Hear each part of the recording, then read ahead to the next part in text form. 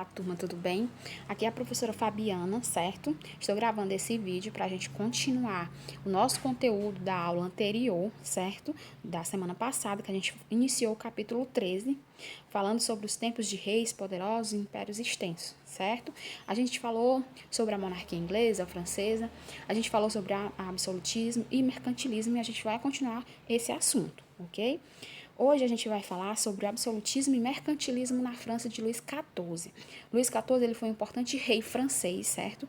Durante o governo dele, a França vai ter um crescimento econômico bom, ela vai ter um destaque bom, certo? Ele era chamado de Rei Sol. Ele sempre se autoproclamou um rei soberano acima de todos, ok? Então, ele concentrava o poder nas suas mãos, ele julgava e punia algumas ações jurídicas, ele emitia ordens e fiscalizava a execução dessas, certo? Ele nomeava os colaboradores do governo e decidia pessoalmente pelo Estado francês. Por isso, ele dizia que o Estado era ele. Então, ele vai sempre utilizar essa frase: o Estado sou eu, ok? Ele usava também a força do exército para isso e cuidou da construção da sua imagem pública, como sempre se colocando na frente de eventos, fazendo com que os artistas pintassem ele, criassem estátuas. Então, ele sempre vai estar querendo se impor presente na vida dos seus súditos, através, ou pessoalmente, ou através de pinturas, através de gravuras, de estátuas, certo? Ele manipulou as tensões entre nobres e burgueses. Como assim? Sempre vai ter essa tensão, essa disputa de classe entre esses dois grupos e para os nobres ele vai dar os privilégios, né? Ele vai dar certos privilégios aos nobres, para não deixar a burguesia de lado totalmente, para que esses dois grupos ele acabe se juntando a favor dele, do governo dele, ele também vai dar algum privilégio à burguesia, claro que menos do que a nobreza.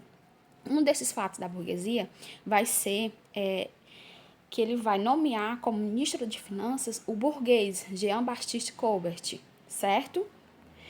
E aí vai surgir uma forma de mercantilismo lá na França que vai levar o nome de cobertismo por conta desse ministro da Finança, ok?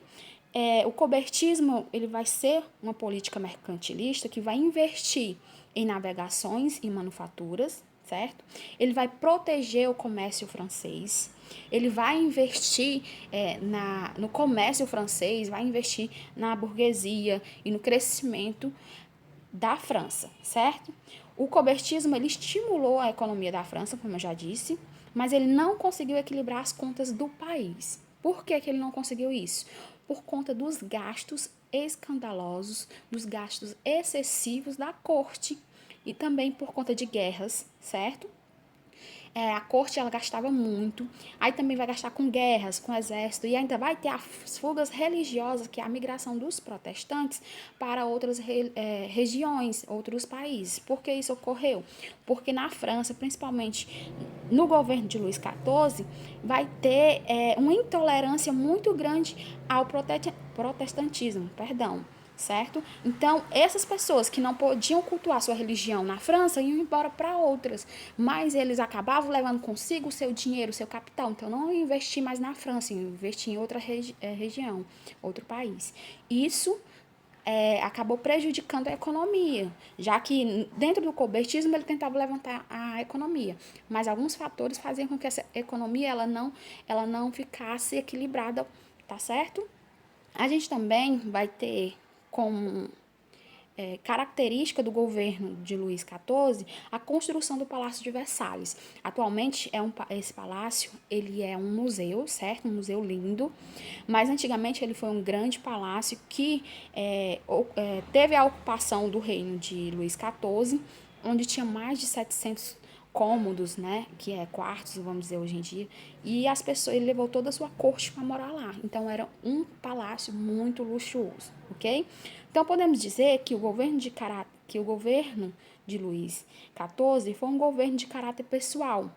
Era uma monarquia absolutista, mas de caráter pessoal, já que ele se colocava sempre à frente, ok?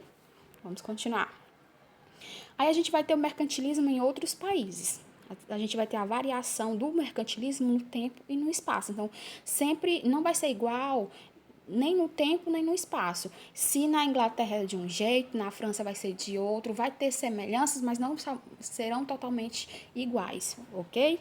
Então, a gente vai falar da Espanha, né? Ok? Felipe II, ele era o rei espanhol, ok? No século XVI, a Espanha, ela era considerada a nação mais rica da Europa por conta do acúmulo de riqueza, por conta do metalismo. Então, a gente vai lembrar do mercantilismo, de uma das características do mercantilismo, que é o metalismo, né? O acúmulo de metais preciosos, ouro, prata, ok? Então, a Espanha, ela adquiriu bastante metais preciosos, principalmente na América, principalmente com o descobrimento da América. Só que ela acabou colocando esses metais preciosos no investimento em guerras, na soberania dessa monarquia e acabou perdendo muito lucro com isso, certo? Então vamos lá continuar. A acumulação de metais preciosos, ouro e prata, que é o metalismo, que eu já falei para vocês, foi adquirido com a exploração da América, através do trabalho forçado dos ameríndios, certo? Quem são os ameríndios? São os nativos da América. Quando Colombo chegou à América, ele pensava que tinha chegado aonde? Nas Índias, certo? Então, quando ele viu aqueles nativos, ele imaginou que aqueles eram os nativos da Índia. Por isso, ele colocou o nome desses nativos de índios, certo? E hoje em dia a gente conhece como ameríndios. Como eu já disse, a Espanha desperdiçou esses metais preciosos em guerras por hegemonia, né, por soberania na Europa, certo? Então, ela acabou perdendo bastante da sua riqueza. Já na Inglaterra, a gente vai ter a dinastia Tudor, que vai ser responsável, né, por esse mercantilismo, esse absolutismo na Inglaterra, certo?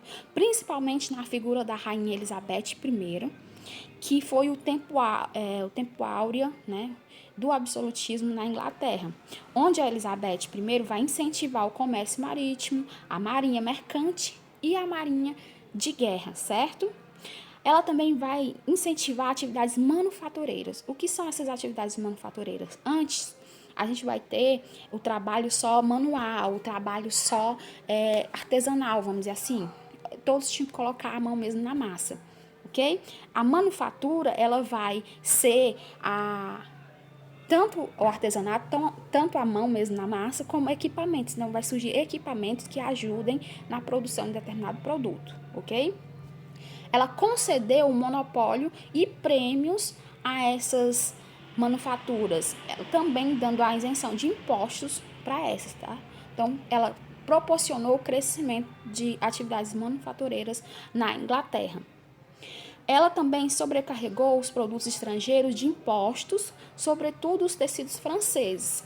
Incentivou a pilhagem, que a pilhagem é um roubo, o saque, a pirataria, ok? Então, ela incentivou também a pirataria, que é o roubo, o saque a navios de outras nações, ou ela também acabava chegando e tomando terras de outras nações, tá bem? Agora a gente vai para as monarquias ibéricas. As monarquias ibéricas vai ter como figuras centrais Portugal e Espanha, certo? Tanto Portugal como Espanha se formaram no contexto das lutas dos cristãos contra os árabes muçulmanos. Então, eram pequenas quantidades de terras divididas, né, reinos pequenos, que as lutas contra os árabes muçulmanos acabaram se formando, acabaram criando uma monarquia independente. Vamos conhecer a monarquia portuguesa. Henrique de Borgonha, certo? O Henrique de Borgonha, ele lutou contra os árabes muçulmanos, venceu esses, certo? E como recompensa, ele recebeu do rei de Leão e Castela uma grande quantidade de terra, que se denominava Condado de Portugalense, ok? Algum tempo depois, veio o Afonso Henrique, que é filho do Henrique de Borgonha. Ele continuou as lutas contra os árabes muçulmanos, fortalecendo o seu domínio e suas vitórias acabou proporcionando com que ele declarasse a independência do Condado de Portugalense, certo? Que virou o Reino de Portugal. E assim começa a dinastia Borgonha em Portugal. Em 1249, a gente vai ter adquirir, né? Os portugueses vão adquirir, vão conquistar o Algarve, né? Concretizando a formação do Estado português. A monarquia espanhola, ela vai ser formada por reis cristãos, né? A gente vai ter o reino de Castela, que tem a figura de Isabel, e o reino de Aragão, que é com Fernando. Esses dois vão se casar, vão unir forças contra os árabes muçulmanos, certo? E vão formar um único reino. Daí vai surgir, né, a formação do Reino da Espanha, principalmente com a conquista de Granado, que é o último lugar que faltava eles dominarem e tirarem os árabes muçulmanos. Perdão, gente, estou tentando ir um pouco rápido, estou gaguejando. Aí a gente vai para outra parte aqui, que é falando sobre as grandes navegações, ok? As grandes navegações ocorreram principalmente no século XV e século XVI, beleza? É um comércio de longa distância, dominado por italianos e árabes. Antigamente, principalmente nas cruzadas, né? Após as cruzadas, a gente vai ter o renascimento do comércio, a gente vai ter o renascimento urbano, né? A gente já estudou sobre isso. E esse renascimento do comércio vai ser principalmente na Península Itálica, certo? Então, quando os comerciantes italianos, eles entram nas cruzadas e eles conseguem vencer a cruzada, eles acabam dominando áreas importantes do comércio, certo? Principalmente Constantinopla. Então, eles começaram a dominar essas áreas. Só que eles não tinham acesso a todas as áreas que distribuíam especiarias e outros mantimentos. Então, o que é que eles vão fazer? Eles vão se aliar aos árabes, porque os árabes traziam até determinado lugar esses produtos para eles, e daí os italianos pegavam e distribuíam esses mantimentos, essa especiaria para outros lugares, beleza? Ganhando em cima desses produtos, é claro. Então, os italianos e os árabes, eles tinham hegemonia, eles tinham domínio do comércio a longa distância, do comércio marítimo, beleza? E aí, por que eles tinham toda essa ganância em especiarias, né? E o que são especiarias? As especiarias, né, são mantimentos, vamos dizer assim, pode ser pimenta, cravo, gengibre, canela, dentre outros, né? Dentre outros. São mantimentos que não tinham na Europa ou que tinham em pequena quantidade, então se tornavam bastante raro, bastante caro, ok? Então tinha outros lugares, tinha outros povos que também queriam ter o domínio desse comércio. A gente vai ter aí os portugueses entrando nessa disputa para conseguir esse comércio. Os portugueses, eles eram um povo que não tinha uma característica de plantio, eles não tinham uma cultura do plantio, da agricultura, por conta das terras mesmo não ser favoráveis a isso, né? Então, eles não tinham tanta terra assim para ser favorável à agricultura. Então, a característica deles vai ser a pescaria, então eles vão estar sempre no mar. Então, eles já têm esse domínio do mar, certo? E a partir desse domínio do mar, eles vão também buscar o domínio do comércio. Beleza? Então, antigamente, como é que era? Era em caravanas de camelo e embarcações, certo? Então, os árabes traziam os produtos do Oriente para os italianos venderem, para os comerciantes italianos venderem na Europa, certo? E assim eles conseguiam transitar entre um comércio e outro, entre um continente e outro. Então, os árabes traziam da África e os italianos faziam com que esses produtos fossem distribuídos nas outras regiões, beleza? Então, vamos falar aqui sobre o pioneirismo português, ok? Eles tinham uma monarquia centralizada, então o poder era bem centralizado. A gente vai ter a Revolução de Aves, né, que vai dar início à dinastia Aves. O que foi isso, né? Essa revolução ocorreu porque Fernando I, que era o rei de Portugal, ele acabou falecendo e não deixou herdeiro, beleza? Então, Dom João I, ele era um filho bastardo dele, mas não era reconhecido por isso, certo? Então, nem todos queriam que ele assumisse o trono, queriam que a herdeira, a mulher que já tinha sido casada, já tinha sido casada já com outro rei de Castela, que ela assumisse o poder, né, junto com o seu marido. Mas isso os nobres queriam, enquanto a burguesia e o povão queria Dom João, beleza? E aí vai começar uma revolução onde Dom João vai sair vitorioso, né? Ele vai ter o apoio do povo e da burguesia, então ele sai vitorioso. E a partir daí ele assume, dando início à dinastia Aves, certo? Dando também apoio à burguesia, dando apoio às navegações comerciais e ao crescimento desta, certo? Como eu já falei, os portugueses eles tinham bastante experiência nas navegações oceânicas por conta da pescaria, já que eles se utilizavam dessas, né, para buscar um alimento no mar. Então, eles iam pescar, eles já tinham experiência em navegações por conta disso. Por conta desse conhecimento em náutica, né, em navegações, eles vão estar sempre tentando aprimorar o conhecimento e as técnicas náuticas para sempre ir mais longe, para sempre buscar ir mais longe e também começar, como eu já falei antes, eles iam começar a disputar o comércio com os árabes e os italianos, certo? Outro ponto que vai ajudar aí o pioneirismo nas navegações dos portugueses vai ser a popularização do escrito, ou seja, a escrita ela vai começar a ser conhecida em vários lugares, principalmente através da imprensa.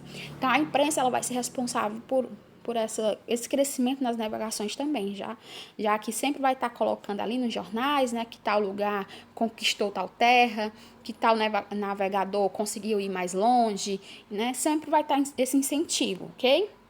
A partir daí, dessas notícias de novas terras, de expedições que foram de sucesso, os reis portugueses vão começar a investir na conquista de novas terras, vão começar a investir nas expedições de navegantes, tá certo? Uma das primeiras conquistas dos portugueses vai ser Celta, na África, certo? Mas ele não deu o lucro esperado para Portugal, como eles achavam que chegando na Celta eles iam ter um lucro bom, iam conseguir ganhar dinheiro com isso, mas não foi como esperado, apenas gastaram muito com essa expedição, mas não tiveram o retorno desejado, certo? Aí eles começaram a expansão pelo Atlântico, né?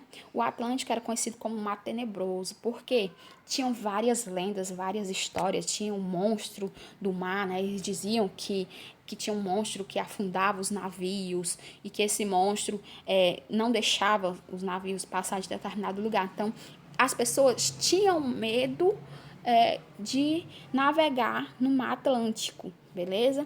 E também se acreditava que a Terra era plana. Então, tinham certos medos, né? Então, eles tinham medo também de chegar em determinado lugar do mar e cair numa altura muito grande, porque na visão deles a Terra era plana. Então, se eles fossem navegando, chegando a determinado lugar, poderiam cair em um abismo, ok?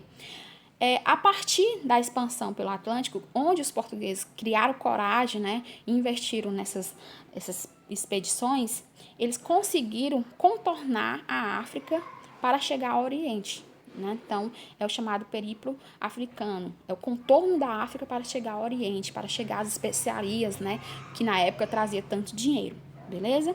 Aqui a gente vai ter alguns anos, a cronologia de destaques dos portugueses, beleza? Em 1419, a gente vai ter os portugueses chegando às Ilhas da Madeira, beleza? Em 1443, eles conseguiram chegar à Ilha de Arguim, junto ao Rio do Ouro, e no ano seguinte ao Rio Senegal. Anos depois, criaram a primeira feitoria, né? O primeiro comércio com os africanos, que envolvia principalmente o ouro em pó, os escravos, as armas de fogo e pólvora. Então, os principais produtos de comércio entre os portugueses e os africanos eram esses, beleza? Em 1456, eles vão conseguir chegar às Ilhas do Cabo Verde e vão montar os primeiros engenhos de produção de açúcar, que vai ter como principal mão de obra os escravos africanos. Em 1482, eles ergueram o castelo de São Jorge da Mina, no foz do rio Zaire, exploraram o Congo, né, tendo como monopólio sobre as transações o ouro na África. Então, eles tinham o monopólio do ouro, eles tinham o domínio do ouro na África.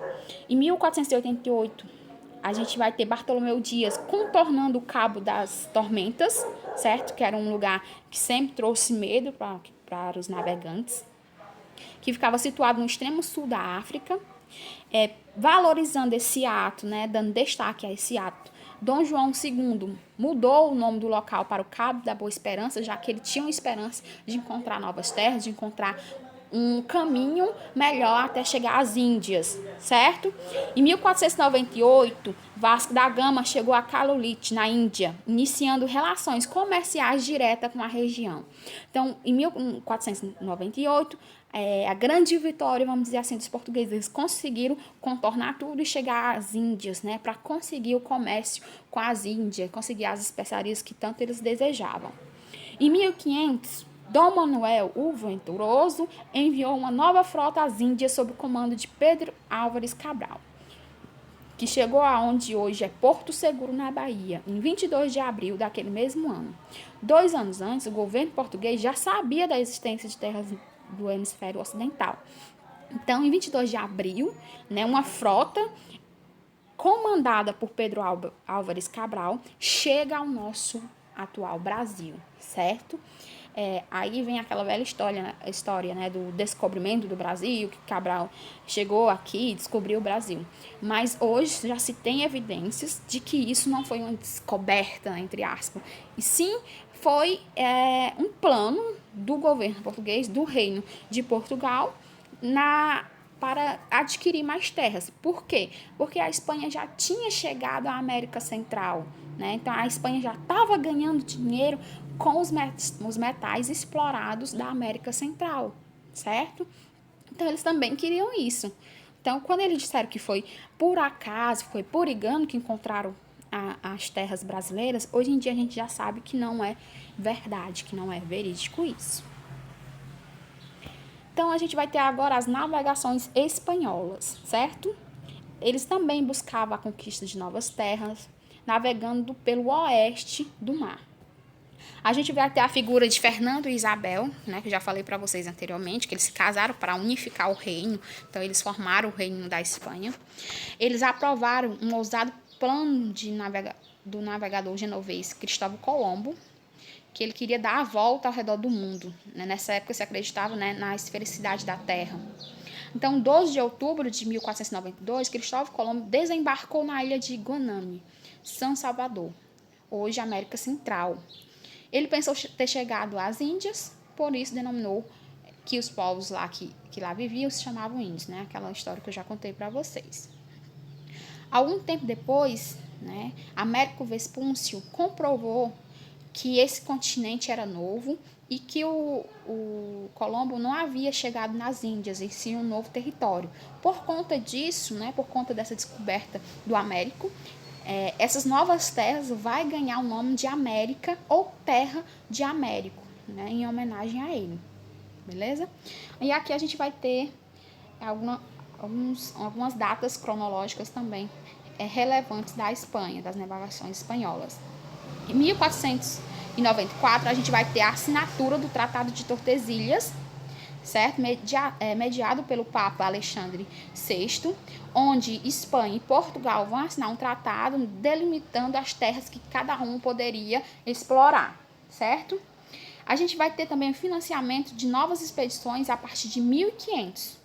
Porque se via que a Espanha estava ganhando muito com o acúmulo de metais provenientes da América, certo? Então, outros lugares também queriam mais terras, queriam mais riquezas desses lugares. E a própria Espanha, ela começou a investir mais e mais na descoberta de mais terras. Então, em 1500, a gente vai ter o Vicente Yanes Pinzón, que chegou ao Amazonas, onde ele denominou que era o Mare Doce, né, o Mar Doce, mas ele não findou lá, né, não encontrou ouro assim, então pegou o beco. Em 1513, a gente vai ter Vasco Nunes Balboa, que alcançou o Oceano Pacífico. Em 1519, 1522, a gente vai ter Fernão de Magalhães, que é um navegador português a serviço da Espanha. Iniciou a primeira viagem de circunnavegação. Vai ter também Sebastião de Elcano, que completou essa viagem, comprovando assim a esfericidade da Terra. Então, na visão deles, eles tinham essa visão, ok? A gente vai ter as navegações inglesas, francesas e holandesa, certo? A França, a Inglaterra e a Holanda, eles demoraram um pouco de tempo a mais para começar a explorar os mares, certo? Mas nem por isso eles deixaram de fazer isso. Inicialmente, né, eles rejeitaram o Tratado de Tordesilhas e lançaram as suas próprias viagens exploratórias ao mar. Então, eles não quiseram assinar o Tratado de Tordesilhas, onde Espanha e Portugal haviam assinado.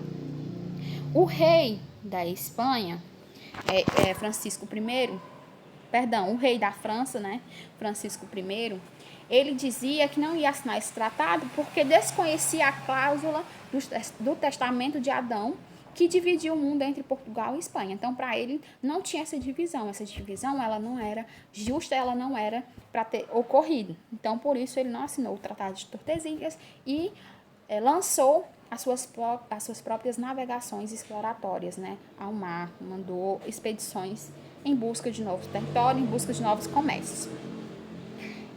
Em 1497, a gente vai ter Giovanni Caboto, né, que ele vai explorar algumas partes da América do Norte.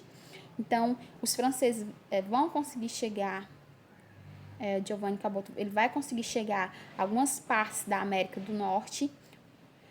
Jacques Cartier, em 1534, também vai explorar essa parte do continente americano, o continente americano na sua situação do norte, certo? Ele vai tomar posse de algumas regiões, de regiões que hoje se situa Canadá e Estados Unidos, mas parte, não todo. Então, ele vai tomar posse em nome do reino francês, certo? Na época que ocorria muito pirataria. Então, tanto a Inglaterra como a França, eles apoiavam esse ato. Ele apoiava os saques, ele apoiava o roubo de terras. Então, era uma prática, era um crime que era concedido pelo reino, tanto da Inglaterra como da França. Os franceses, né, ergueram feitorias na África e na Ásia e invadiram o Brasil 2 vezes consecutivas, tá certo?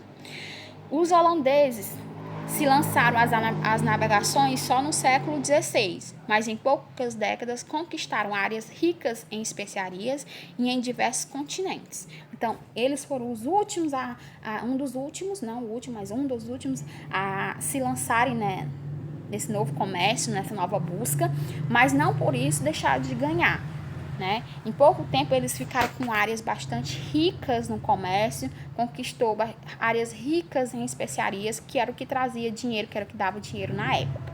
Beleza? Agora a gente vai falar sobre as mudanças relacionadas às grandes navegações, o que mudou, quais as consequências.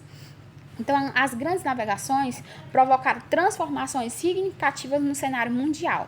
Primeiro, a tomada de consciência pelos europeus do tamanho da terra e da enorme diversidade cultural dos povos. Então, eles viram que existiam outros povos além deles. Mas isso não quer dizer que estes tenham sido tolerantes a essa diversidade. Não. Quando os europeus chegavam a esses lugares, eles tentavam tentavam impor a sua cultura, certo? Então, não tinha o apoio, não tinha a absorção, da cultura local. Mesmo eles sabendo da existência de vários povos e dessa diversidade cultural, não quer dizer que eles tenham tolerado e apoiado essa diversidade cultural.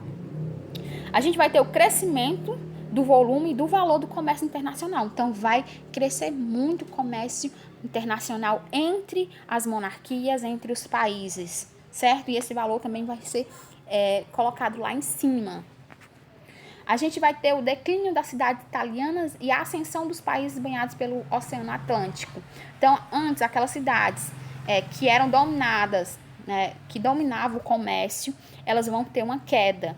Já os países que são banhados pelo Atlântico, que começaram essas navegações, como Portugal, Espanha, Inglaterra, França e Holanda, eles vão ser considerados a principal via de comércio internacional. Então, eles sempre vão estar dividindo ali o comércio internacional. A gente vai ter o surgimento de vastos impérios coloniais, né, pelos europeus e a apropriação da riqueza dos povos africanos, asiáticos e americanos. Então, os europeus eles vão criar enormes impérios, principalmente em cima da exploração dos povos nativos, seja eles dos africanos, asiáticos ou americanos, beleza? No início de um longo processo de globalização, perdão, né? Então, vai se dar início também à globalização. Povos que não se conheciam vão começar a ter contato um com os outros, então vai ter, querendo ou não, os europeus, vai ter essa troca de cultura, porque vai ser algo imposto naturalmente, certo? E a gente vai ter o fortalecimento do absoluto, né? Do rei absoluto, do absolutismo, da monarquia absolutista, beleza? Então, as grandes navegações, ela vai proporcionar principalmente poder aos reis. E assim a gente termina aqui a nossa aula de hoje, tá? Até na próxima semana. Obrigada e desculpa novamente aí qualquer coisa, gente.